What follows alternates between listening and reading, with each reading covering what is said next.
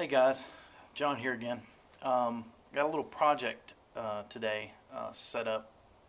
I've decided that I'm going to try to basically upgrade all of my brewing equipment over the course of the next, I don't know, couple of months. I want to make sure that I want to upgrade. I want to be able to do 10-gallon batches. I want to add a March pump. I want to kind of build a brew stand, like a horizontal single tier brew stand. And be able to pump from vessel to vessel. I just want to upgrade, period. And I think that's kind of the road you go down when you start brewing all grain to a certain extent. So my first job is I want to add a ball valve fitting to my existing boil kettle, which is an aluminum 44 quart brew pot. So what I've got, I'm going to show you what you're going to need. What you're going to need, first of all, is your brew pot. That right there's the 40, it's basically a 10-gallon pot. You're going to need a handheld drill. Mine happens to be 10.8 cordless. You're going to need a step bit that will do at least a 7/8 inch hole, because the hole you're going to need if you buy a standard weldless fitting from any online or home brewing shop is going to be a 7/8 inch hole that's needed. You're going to need this, which is a weldless fitting.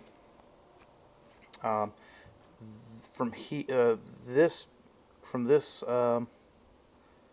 gasket O-ring back will be from this portion right here will all be inside the kettle.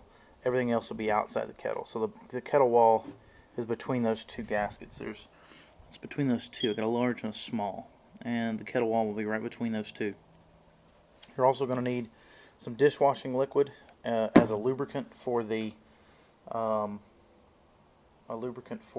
step bit. Since you're drilling through aluminum, you don't necessarily need a high grade lubricant. It's a fairly soft metal, so it should go through without too much trouble as far as lubrication goes. So anyway, you're going to need something to do this all on. I've got just a workbench set up with a couple sawhorses and a block of wood. So we'll see what we can get started. Basically, you want to find, for your first job, is to find where you want to drill your hole, where you're going to want to put the ball valve. Now, I've already marked mine with that little mark right there, and it's essentially, try to get a good shot here. It's essentially between the two handles. It's pretty much the center. I kind of just eyeballed that, to be honest with you. It doesn't need to be that exact, but it needs to be approximately, I think it's at least, it needs to be at least 1.5 inches from the bottom of the kettle. Now, I've measured mine up a little bit higher because the interior fitting that I'm going to use is going to be a little bigger than that, so I need it to be a little bit higher. This is just about 2.5 inches from the bottom of the kettle. So make your mark, and then get ready with your drill bit and a little bit of lubricant. Alright, so here's what we're going to do. I'm going to apply just a little bit of dishwashing liquid to the surface. And I'm also going to put a little bit on my finger. I want to apply it to the drill bit. Just give it a little bit of lubrication, just a little something to keep it moving. We might do this once or twice during the process. Then wipe it on your leg. Alright, I'm on my spot. We're going the right direction. Hold it in place, and we're going to slowly do it, and just add pressure.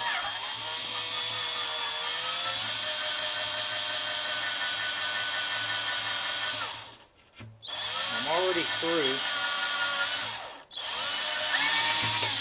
So hitting each step, it just drops down once it. Basically, you're going to end up doing this whole drill bit. So, be patient. I'll do a few steps and then I'm going to check it. Make sure everything is looking okay.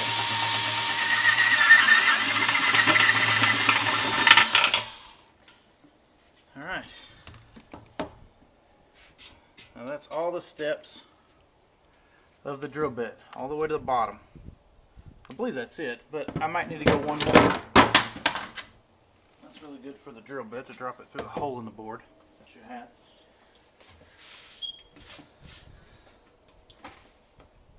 Now what we're going to do to test it is I'm going to take the coupling that we have in the fitting and see if it goes through. And see, it's a little bit tight, so it needs to go one more step. I actually could probably thread it through, so I may do that. Let me check it and then I'll come back. Alright guys and gals, here's the deal. Another tool I realized that you may need after I started drilling, or after I got done drilling, is a utility knife or a knife of some kind to kind of trim the little burrs and some of the stuff off of the inside of the pot. Yeah, and you can see that. Some of these little burrs, and you can still see some of the shavings down at the bottom. They get all over the place, and I'll wash this out obviously really well. So what you want to do is go all the way down to the base of your step bit.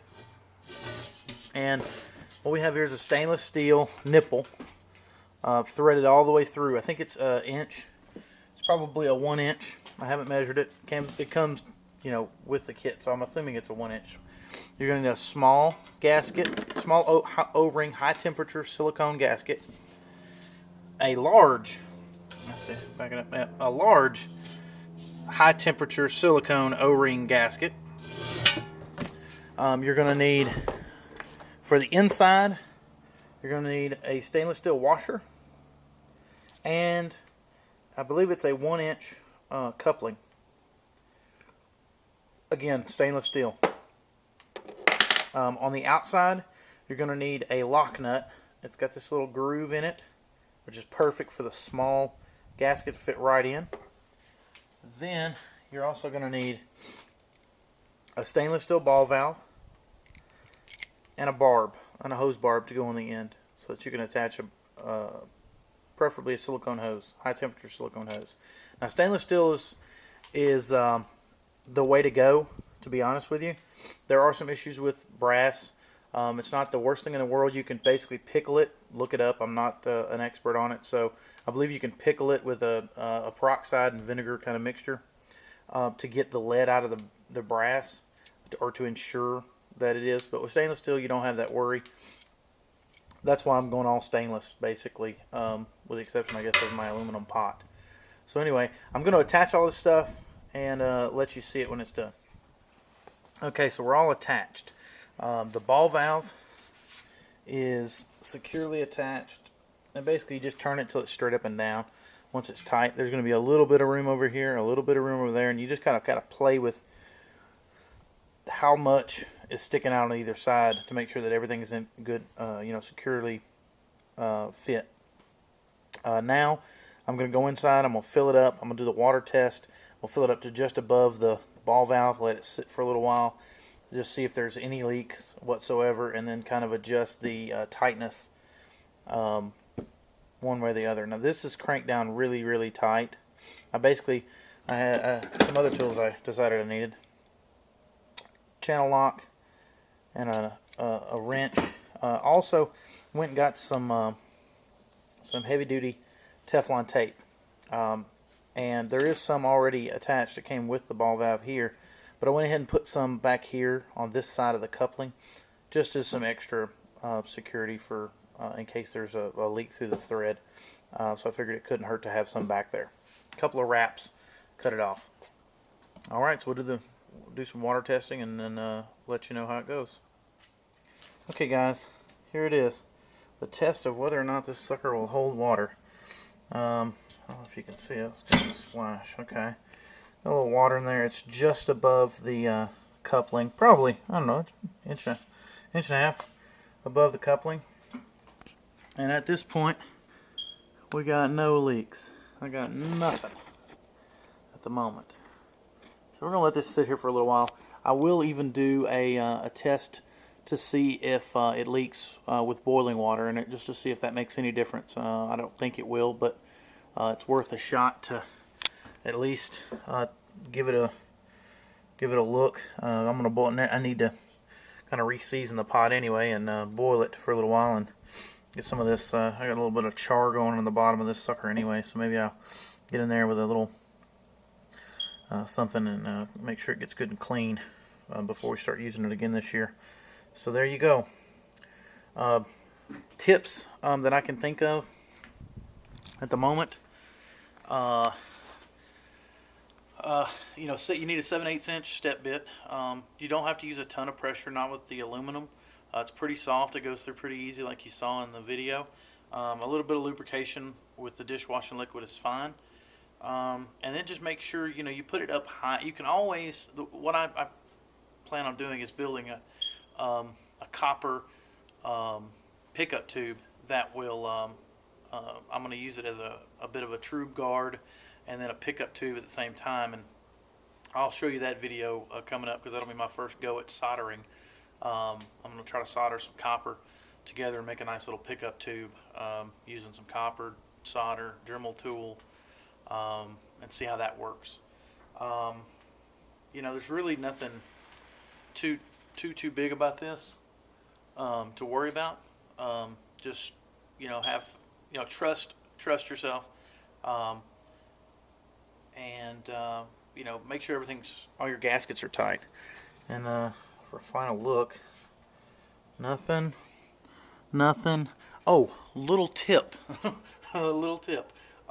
When you're filling the kettle with water, make sure that the valve is closed, because I didn't, and we got about a quart of water on the floor before I realized that I didn't close the ball valve. So close the ball valve. That's the main thing. Have a good one. Drink good beer.